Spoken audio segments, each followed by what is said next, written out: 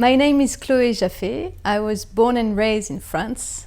I then moved to London for 4 years and to Japan for 7 years, where I achieved a trilogy called Yohaku, which is based on the margin in Japan.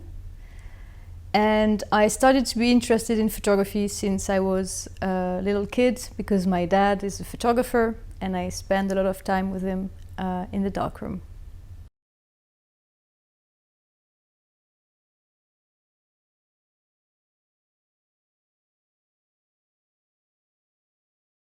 When I started, I was looking into fashion photography, and I was very seduced by the work of Sarah Moon, which is very poetic. And after a while, I was more looking at documentary, experimental photography. So I looked at Sophie Caille's work, and after a while, I fell in love with Araki's work.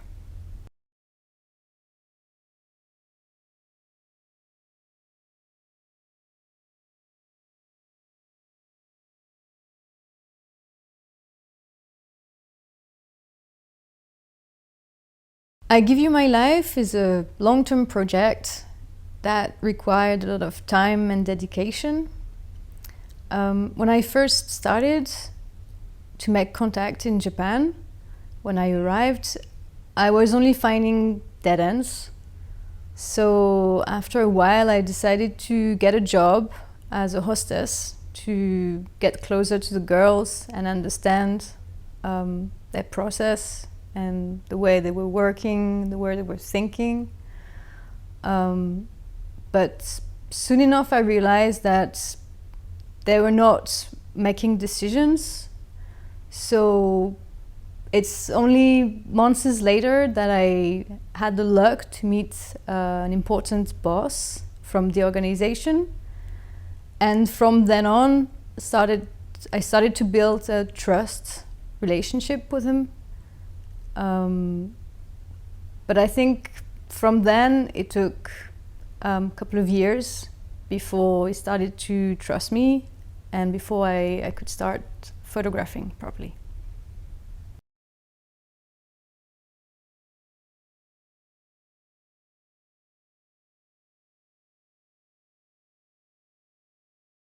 Of course, the women from the organization are so little known that I started to gain interest through the men's world. I was looking at samurai films, then Yakuza films, and I just had to discover who were these women.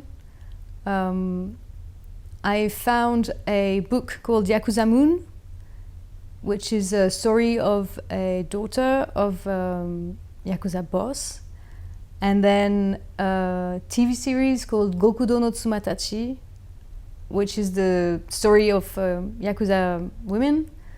But it was very romance, and when I started to look at these, I just became fascinated and obsessed, and I just had to fly to Japan and try and discover who these women were. And what I found really interesting is that they're outsiders among the outsiders.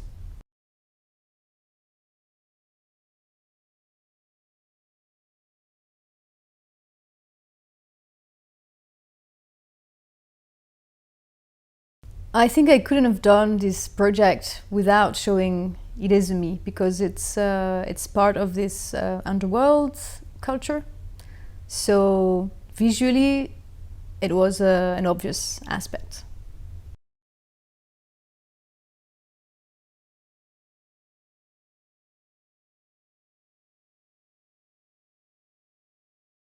When I started this project, I wanted to do a multimedia piece of work. So I knew from the beginning that I wanted to add text, drawings, and also paintings. I wasn't sure yet how it would take form, but I knew I wanted something that was with multiple layers, because I think it's important to me that to exchange with the girls that I photographed. And then for the painting part, it happened when I started to edit my work. It was quite impulsive. I think probably because I was tense a lot of the time when I was photographing, that I needed to add a personal touch.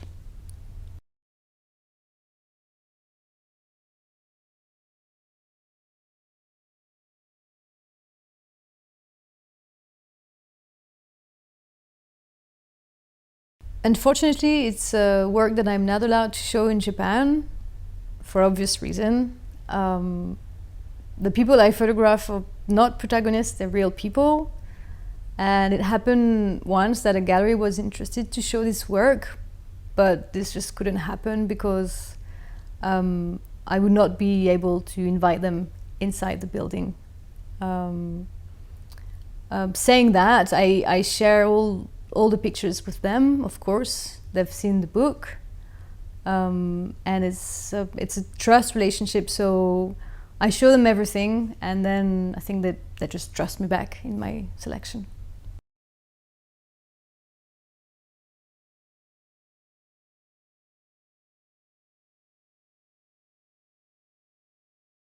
I think I learned two notions from two Japanese words. The first one is gambarimasu, which means to do your very best, and also means to not give up. And the second word is gaman, and that means patience, or even a bit deeper, more perseverance. Well, yeah, clearly this work just changed my life.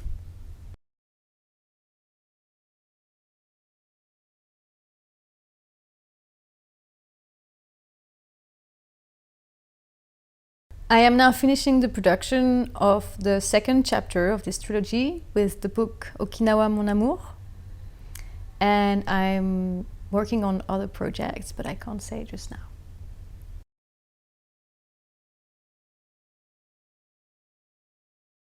There's a quote from Charles Bukowski that I like. It's find what you love and let it kill you. Well, when I started this work, nobody was behind me. Nobody was believing that I was going to make something. And I just didn't give up. So just do it.